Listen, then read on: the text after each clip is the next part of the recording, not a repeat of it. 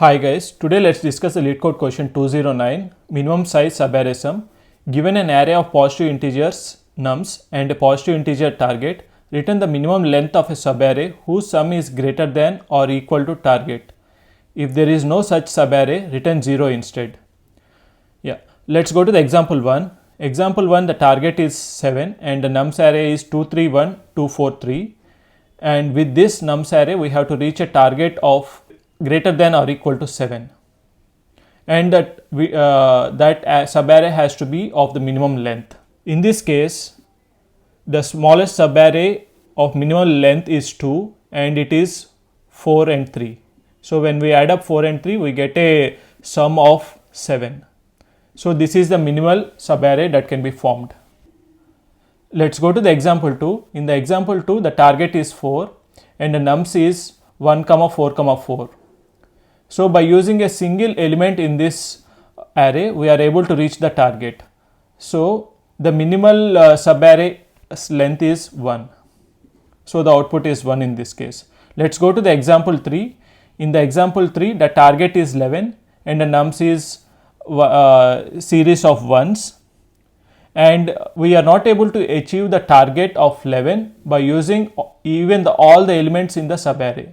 So that is the reason we are returning 0, because when the target cannot be reached by any subarray, we have to return 0. Let's go to the constraint section as well. In the constraint section, the target is between 1 and 10 to the power of 9, and the nums.length is from 1 to 10 to the power of 5, and nums of I is 1 to 10 to the power of 4. I hope it is clear from this explanation. Let's go into the explanation part of it. For the purpose of explanation, I am considering my nums array to be 2, 3, 1, 2, 4, 3 and my target is 7. And I am considering the subarray sum to be 0 initially and my length of subarray is equal to 7. Why am I initializing my length of the subarray to 7? It is because my nums array length is only 6. And when I am initializing the length of the subarray to 7, which means I say a subarray is not possible whose sum is greater than or equal to target. So that is the reason I am initializing it to 7. If this length of subarray is not updated after passing through the entire nums array, then we can safely return 0, which means that no subarray sum is greater than or equal to target. That is the reason we are returning 0. How do we approach this question? The way I approach this question is by using the sliding window technique, and I will be expanding my sliding window towards the right. When do I expand my sliding window towards the right? It is when my subarray sum is less than the target. I expand my sliding window towards the right. And I also contract my sliding window from the left hand side. I contract my sliding window. When do I contract my sliding window? When I see a subarray sum that is greater than or equal to the target, I contract my sliding window, trying to find a length of subarray that is less than what we have initially. Okay, let's go into the explanation part, as it will be much more clear in the next steps. Now my window is only containing the array element 2. So my subarray sum should be equal to 2. And I will try to check the condition. When my subarray sum is less than the target, what should I do? I should try to expand my sliding window, trying to reach the target of greater than or equal to 7. So now I am trying to expand my sliding window. Now I have expanded my sliding window. Now my sliding window has two array elements, 2 and 3. The sum of this sliding window is 5. So I will try to update my subarray sum. So now my subarray sum will be equal to 5. Then I will try to check the condition again, whether my subarray sum is less than target or is it greater than or equal to target. Since my subarray sum is 5, it is less than the target. So in this case, I will try to expand my sliding window towards the right. I have expanded my sliding window towards the right, and the subarray sum that is formed now is 6. because my sliding window contains the array elements 2, 3 and 1, and the sum of it is 6. Now I will try to check the condition again. My subarray sum is still less than the target. So in this case, again I will try to expand my sliding window. I have expanded my sliding window, and my sliding window now has array elements 2, 3, 1 and 2. The subarray sum with this array of elements is 8. Now I will try to check the condition again. My subarray sum now is greater than or equal to target.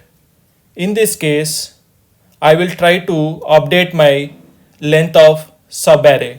So my length of subarray now is minimum of length of subarray and 4.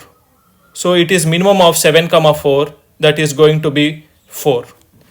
Once I found a subarray sum that is greater than or equal to target, I will try to contract my sliding window, trying to find a minimum size subarray.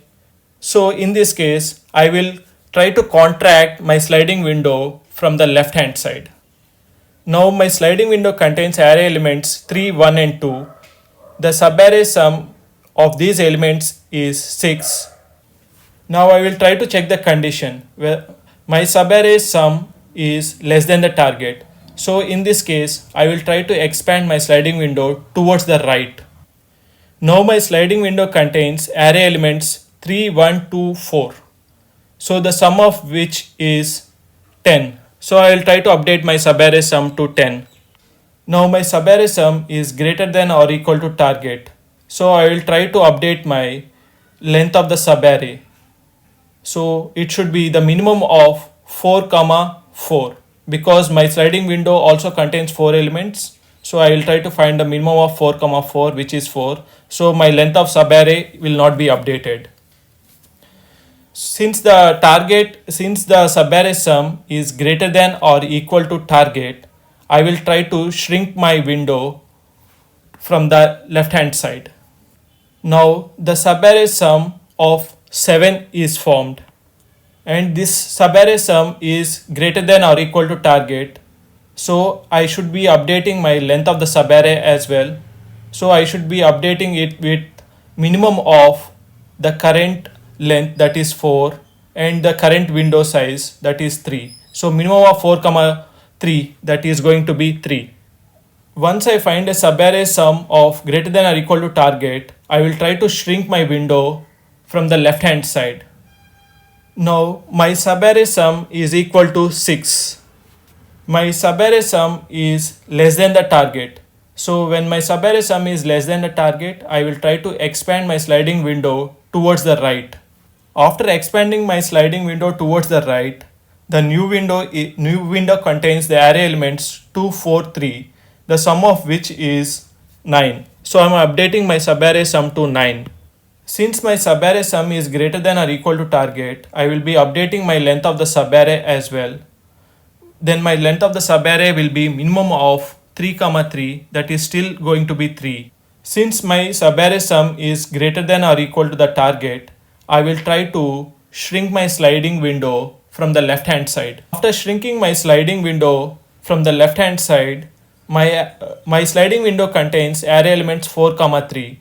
The subarray sum that is formed is 7. Since my subarray sum is greater than or equal to target, I am going to update my length of subarray. So it is going to be minimum of 3, 2. So that is going to be 2. Now since my subarray sum is greater than or equal to target, I will try to shrink my sliding window. After shrinking my sliding window from the left hand side, my sliding window contains only array element 3. So my subarray sum will be 3. Since my subarray sum is less than the target, I will try to expand my sliding window towards the right, and my right side doesn't contain any elements. I will try to stop this one, and I will try to return the length of the subarray that is formed. Finally, the length of minimum size subarray whose sum is greater than or equal to target, that is 7, is going to be 2. So we'll be returning 2 in this case. I hope it is very clear from this explanation. Let's quickly code this up. Let's start by initializing left and right. So this left and right is going to be my left and right of the sliding window. So I am initializing both left and right to be -1, -1. So which means my sliding window is initially doesn't contain any array elements. And my subarray sum with this left and right is going to be 0. And the length of subarray is going to be length of nums plus 1.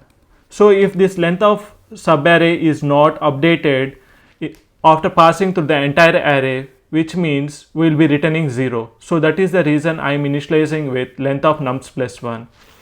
Now I will be passing through this entire nums array r less than length of nums. If subarray sum is less than target, then we expand our sliding window towards the right. So r plus equal to 1. Then we also update our subarray sum. So subarray sum is equal to subarray sum plus nums of right if right is less than length of nums, else it is subarray sum. We are not going to change anything. Else, in the else condition, we know the subarray sum is greater than or equal to the target. So in that case, we will be updating our length of subarray. So my length of subarray is going to be minimum of length of subarray comma right minus left. Then after this we will be contracting our sliding window from the left hand side. So it is going to be left plus equal to 1. Then we also try to update our subarray sum. So our subarray sum is going to be subarray sum minus nums of left. So finally we will be returning length of subarray if length of subarray is less than or equal to length of nums. If it is greater than length of nums, as I said, initially we are initializing with length of nums plus 1. So if it is greater than this length of nums, then we return 0, else 0. I hope we are done. Let's quickly run the code. So it is going to be, it is length underscore length of subarray. So let's quickly run the code. It is accepted. Let's quickly submit it as well. Yeah, it is submitted. Hope you like the explanation. For more such videos, please subscribe to my channel. Thank you.